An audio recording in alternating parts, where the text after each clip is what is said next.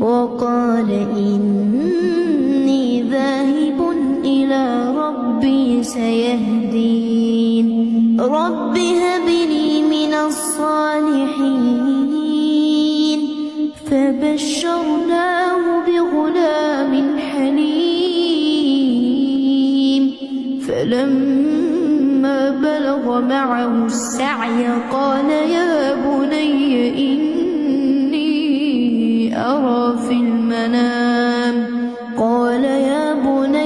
إني أرى في المنام أني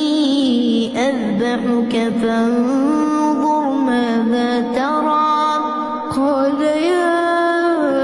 أبت افعل ما تؤمر ستجدني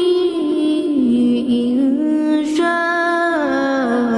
الله من الصابرين